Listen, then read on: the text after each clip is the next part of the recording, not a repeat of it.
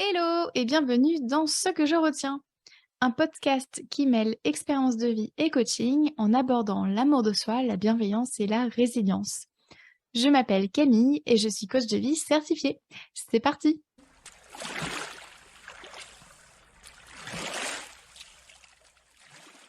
Aujourd'hui et dans ce 23e épisode, je te raconte ce que je retiens de ces fois où j'ai menti à mes proches.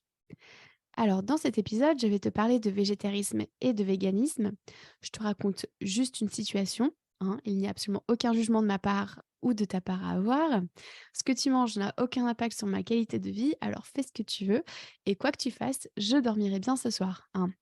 L'important du message ne réside pas sur mon expérience personnelle, mais bel et bien sur la leçon à en tirer, c'est-à-dire sur ma peur de décevoir. C'est tout, rien d'autre. Alors, bonne écoute. Il y a quelques années, j'ai arrêté de manger de la chair animale et j'arrive chez mes grands-parents que je vois, très rarement et qu'est-ce que je vois sur la table? De la viande. Alors voici ce que je me suis dit: «Mais pourtant je leur avais dit que je mangeais plus de viande, comment je vais faire? Je peux pas manger ça quand même. Ça me fait chier de ne pas en manger et mamie a passé du temps à cuisiner. Je suis sûre qu'ils ont voulu me faire plaisir ou bien, tant pis, je vais prendre sur moi, je veux pas les décevoir». Du coup, quelle émotion j'ai ressentie? Bah, finalement de l'impuissance et qu'est-ce que j'ai fait? Eh ben, j'ai mangé le repas, hein. Enfin, j'ai pris une petite portion, hein. J'ai ravalé mes hauts de cœur et j'ai essayé de faire comme si de rien n'était. Qu'est-ce que j'ai pas fait? Bah, j'ai pas dit la vérité, hein. J'ai pas été honnête avec eux et qu'est-ce que je me disais? Bah, finalement, qu'en mangeant de la viande, ça prouverait à mes grands-parents que je suis reconnaissante de ce qu'ils m'ont préparé et que laisser la viande prouverait que je ne suis pas respectueuse ni aimante. Et du coup, bah, j'ai passé un repas de merde et tout ce dont je me souviens de ce repas, c'est finalement l'inconfort physique et mental dans lequel j'étais. Au final, c'est moi qui suis déçue, hein. Pourquoi? Eh bien parce que je n'ai pas été honnête et que pour moi, vaut mieux dire les choses, même si c'est pas agréable, car ce sera toujours enfin toujours moins désagréable, pardon, que d'apprendre, qu'il y a eu, cachette quoi, qu'on a caché un truc, qu'on n'a pas été honnête quoi. Donc en gros, vraiment ce jour-là, je me suis trahie.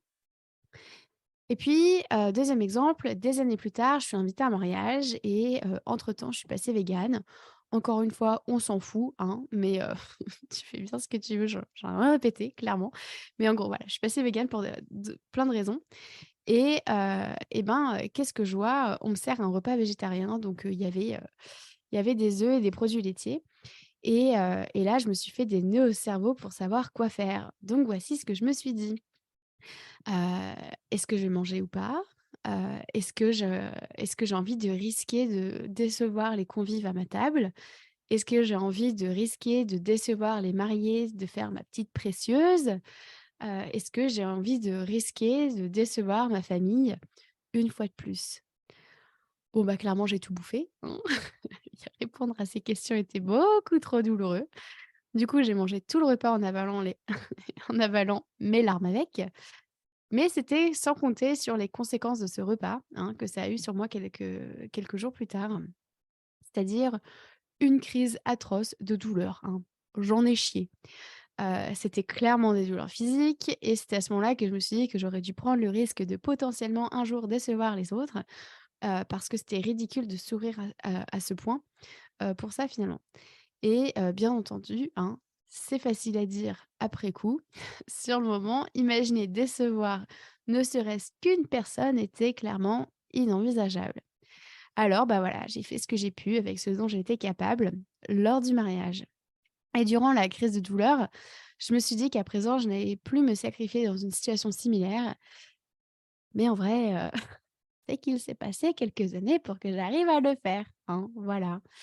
Et enfin, dernier exemple, un jour, une amie m'avoue qu'elle m'a menti quelques mois en arrière, justement par peur de me décevoir.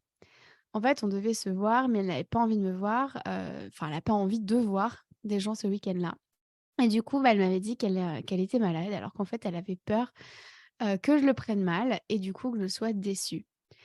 Bah, moi, je me suis sentie, blessée, hein, qu'elle ne m'ait pas fait confiance pour comprendre la situation dans laquelle elle était et j'ai ressenti de la colère et de l'injustice parce qu'elle m'avait empêchée de choisir ma réaction.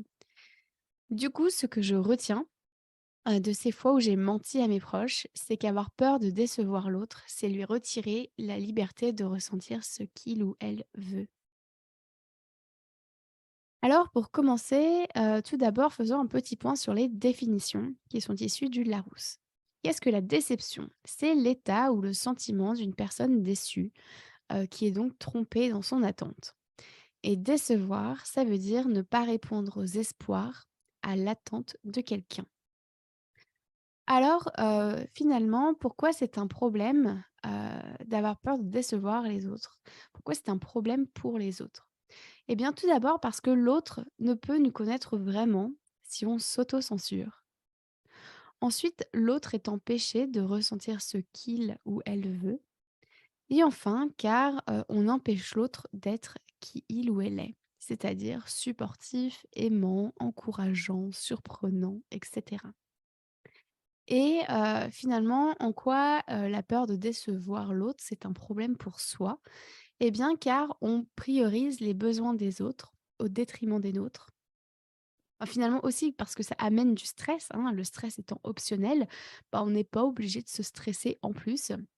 Et en plus, bah, ça épuise mentalement, hein, ça prend la tête, ça fait faire des nœuds au cerveau, hein, d'avoir peur de décevoir les autres. On fait 20 milliards de scénarios et alors que finalement on ne sait pas lequel arrivera. Et puis, bah, ça rend malheureux, en tout cas ça ne rend pas heureux. On passe à côté de ce qui compte pour nous. Par exemple, rester dans un emploi qui nous déplaît, mais qui rend potentiellement fiers nos parents. Bon, bah, clairement, hein, ça rend pas spécialement heureux, hein. Et puis parce que finalement, c'est une quête vaine, hein. Chaque personne est unique. On n'a pas le contrôle sur les émotions des autres, hein. C'est ce qu'on appelle l'indépendance émotionnelle. Je te renvoie à l'épisode 2 du podcast. De la même manière, on n'a pas les mêmes attentes que les autres. Je te renvoie à l'épisode 6. Et puis, on n'a pas le même système de valeurs, hein. Ce qui est important pour Suzanne l'est plus ou moins pour nous, et vice-versa. Et puis, ce qui rend heureuse Suzanne ne nous rend pas spécialement heureux, et vice-versa, hein. Ce n'est pas notre rôle que de procurer du bonheur aux autres. C'est vraiment la responsabilité de chacun. Donc, notre rôle n'est pas de procurer du bonheur aux autres. Se mettre dans une position de sauveur, ça déresponsabilise l'autre finalement. Et en plus, nous, ça nous bouffe, hein, clairement. Donc, comme on le voit, la peur de décevoir amène moult trucs pas chouettes, hein, pour soi et pour les autres. Mais alors, pourquoi a-t-on peur de décevoir l'autre? Eh bien, car on a peur d'être rejeté et ou abandonné. Or, on est des êtres sociaux, on a besoin d'être inclus, incluses, de se sentir aimé parce que c'est rassurant. Et notre cerveau primaire a pour unique but de nous maintenir en vie. Et du coup, pour assurer la survie de l'espèce, notre cerveau a acquis le fait que de vivre seul, ça craint, hein, alors que de vivre en groupe, bah, c'est mieux. Bon, clairement, je t'ai fait un raccourci, mais l'idée est là. Toujours est-il que notre cerveau n'a pas la mise à jour spéciale 21e siècle, hein, il n'a pas encore compris que si je ne mange pas ce qu'on m'offre à table, ma survie n'est pas en danger, hein. En fait, la peur de décevoir nous permettrait de remplir notre besoin de sécurité émotionnelle et ou affective, mais je parle au conditionnel, hein, ça nous permettrait, car finalement, c'est pas dit qu'on se sente plus aimé. Du coup, je tiens quand même à te rappeler que rien ne nous garantit que l'autre sera déçu d'ailleurs, hein. C'est notre cerveau primaire qui anticipe le pire scénario. Et ça, bah, rien ne nous garantit qu'il va se reproduire. Heu et quand bien même, si la personne est déçue, c'est par rapport à ses attentes à elle. Et d'ailleurs, d'où est-ce qu'elles viennent ces attentes? Eh bien d'elle-même! De la même manière que si je suis déçue, c'est parce que j'avais des attentes qui n'ont pas été remplies. Et c'est moi-même qui me suis créé ces attentes. Je suis responsable des attentes que j'ai pour moi, tout comme Suzanne est responsable de ses attentes à elle. Donc, à partir de là, on fait quoi? Comment se détacher de la peur de décevoir? Alors, tout déjà, je t'invite à accepter que tu as cette peur. Accepter que tu es humain, humaine. Accepter que tu es totalement normal. Donc, un peu d'humanité commune, ça fait du bien, n'est-ce pas? Ça ne sert à rien de t'en mettre plein la gueule, de culpabiliser, de voilà. juste parce que tu as peur de décevoir, hein. Tu es normal et je t'invite à accepter que tu as cette peur. Ensuite, je t'invite à questionner tes attentes. Quelles sont tes attentes? Qu'est-ce que tu attends finalement de cette situation, de telle personne et cetera? Ensuite, et qu'est-ce que ouais, qu'est-ce que tu quand je dis: «Qu'est-ce que tu attends de cette, situation?» c'est, quelle intention as-tu en fait? Qu'est-ce qui compte vraiment le plus pour toi à ce moment-là? Ensuite, je t'invite à te poser des questions puissantes. Par exemple: «Pour qui je prends cette décision?» ou bien: «Pour qui je veux faire ci ou bien faire ça?» Pour qui, voilà, oui, pour qui je dis ça, pour qui je ne le dis pas et cetera. Ensuite: «Et si j'étais seule au monde, qu'est-ce que je ferais?» En général, cette question-là, elle nous aide vraiment à justement dépasser la peur du regard des autres et donc potentiellement la peur de décevoir. Parce que si on imagine qu'on est tout seul, en général, on se sent grave libre pardon, de faire ce qu'on veut. Donc si tu étais seul au monde, qu'est-ce que tu ferais? Et du coup, bah, en quoi c'est applicable avec la situation aujourd'hui finalement? Étant donné que, quoi que tu fasses, les gens en penseront ce qu'ils voudront. Ensuite, autre, question puissante que tu peux te poser: «Qu'ai-je à gagner à faire ceci ou à dire cela? Qu'ai-je à perdre à faire ceci ou cela?» C'est te renvoie directement à l'outil gagnant-perdant dont je t'ai parlé, à plusieurs reprises sur le podcast ici même et sur Instagram. Et enfin, autre question puissante: «Quels besoins je souhaite prioriser? Ceux de l'autre ou les miens? Et pourquoi?» Bien entendu, il n'y a pas de bonne ou mauvaise réponse, mais le fait de te poser cette question, ça te permettra de te donner le choix de prioriser versus prioriser automatiquement sans même t'en rendre compte. Ensuite, je t'invite aussi à te rassurer. Sache que plaire à tout le monde est impossible. Tu n'es pas responsable de ce que pensent les autres. Tu n'es pas responsable des émotions des autres. Et ce que ressent l'autre à un instant T ne dit rien de notre relation, hein, de votre relation avec cette personne. Et enfin, je t'invite aussi à écouter les épisodes suivantes, notamment, l'épisode, 13 sur, les besoins. Le fait que chaque personne est responsable de remplir ses propres besoins, c'est vraiment l'épisode le plus important de ce podcast. Je t'invite également à écouter l'épisode 6 sur les attentes. L'épisode 19 sur les langages de l'amour, donc comment, se soutenir, comment s'apporter de l'amour dans ces moments où on a peur de décevoir l'autre. Je t'invite également à écouter l'épisode 17, du podcast dans lequel je te parlais, de la peur de l'avenir. Tu comprendras mieux pourquoi est-ce que tu anticipes le pire scénario et tu auras des clés sur, comment faire autrement. Et enfin, l'épisode 15 sur les limites. Et ce sera intéressant justement de savoir pour toi, quelles limites, tu souhaites appliquer suivant les situations afin de dépasser cette peur de décevoir l'autre. Et finalement, qu'est-ce qu'on fait si on est déçu? Eh bien déjà, comme ce que je disais un peu plus haut, si toi, tu es déçu parce que finalement, il y a quelqu'un qui a fait quelque chose et tu es déçu ou qui n'a pas fait quelque chose, je t'invite à accueillir cette émotion, hein. Tu as le droit de d'être déçu et tu as le droit d'accueillir cette émotion un jour, hein. Il y a pas de pression à avoir là-dessus. Je te renvoie, à un épisode que j'avais fait aussi sur, les émotions, quoi faire de nos émotions. Voilà, il y a pas de pression, hein. Tu as la vie devant toi pour accueillir tes émotions, si tu le souhaites. Ensuite, si jamais tu es déçu, je t'invite à te soutenir et à te réconforter, c'est-à-dire à te parler avec bienveillance et à t'apporter de l'amour en utilisant les langages de l'amour. Donc techniquement, se parler avec bienveillance, tu peux te dire: «C'est pas agréable de ressentir de la déception, je sais». Donc c'est-à-dire vraiment, aller reconnaître que tu ressens de la déception et aller reconnaître que c'est franchement désagréable. Tu as le droit aussi de te dire: «J'ai le droit d'être déçu». Tu peux aussi te dire: «La déception fait partie de l'expérience humaine et la déception ne reste qu'un temps. La déception est éphémère». Et le fait de savoir ça, ça permet vraiment de se rassurer, en fait, sur le fait que ça vient, ça part, hein et voilà. ça il y aura des moments plus agréables.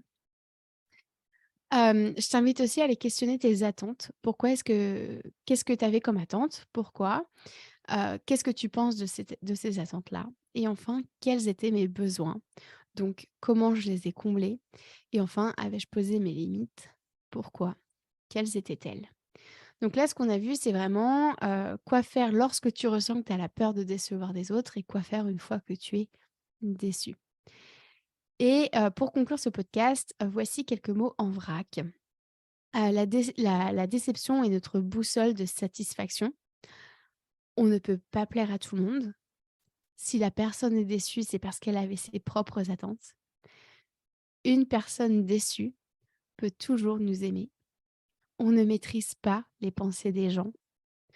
On ne maîtrise pas les attentes des gens. On a tout à gagner à se lancer. Quand l'autre a peur de nous décevoir, il ou elle nous prive d'une opportunité, il ou elle choisit à notre place, et vice-versa. Et voilà pour aujourd'hui. Et toi, que retiens-tu de cet épisode? Au fait, la semaine dernière, toi qui restes là, jusqu'au bout de l'épisode, sache que la semaine dernière, j'ai offert 1 heure de coaching individuel à 6 auditeurs, auditrices du podcast et je suis clairement ravie de savoir que ça vous a plu. J'ai commencé d'ailleurs à coacher, les personnes, hein, et c'est trop bien. Heu, la celles que j'ai coachées m'ont dit qu'elles étaient, agréablement surprises de savoir que c'était, un coaching gratuit et surtout sans engagement. C'est vraiment, purement de la générosité et du coup, je suis vraiment contente parce que les 2 personnes sont ressorties, enfin sont reparties de cette séance avec ce qu'elles étaient venues chercher et notamment, une que j'ai coachée aujourd'hui sur, le fait pardon, je suis un peu fatiguée, sur le fait, d'avoir peur de dire ce qu'elle pense, heu, parce que, on pourrait penser d'elle des choses pas chouettes et du coup, c'est clairement aussi la peur de décevoir, la peur du regard des autres donc je suis très contente d'avoir pu, faire ce coaching-là et du coup, bah, j'ai aussi pris la décision de remercier physiquement les personnes qui m'écoutent, hein. Parce que, bah, on ne peut pas nécessairement se voir, mais moi, je vous remercie de suivre mon travail, de collaborer avec moi, pour certaines aussi et pour tous vos messages aussi que je reçois, sur Instagram, et ou en coaching et du coup, parce qu'en fait, moi, j'adore bosser, en fait. J'adore coacher, j'adore, créer de l'humanité commune et apporter de la bienveillance dans vos vies et ça me fait réellement plaisir et mon travail n'a de sens que si, s'il est suivi et mis en pratique et du coup, bah, voilà, c'est pour ça que j'ai pris la décision de vous remercier, voilà, autant que faire se peut. Et du coup, bah, voilà, sachez que ça se reproduira à l'avenir. Je vais continuer les surprises de temps en temps, sur le podcast. Donc, bah, à vos écoutes. Enfin, est-ce que ça se dit? À l'écoute, à l'abordage? Bon, comme dit, je suis fatiguée, on s'arrête là. Mais voilà, en gros, restez aux aguets, ça se reproduira et voilà, ça me fera plaisir. Du coup, à la prochaine!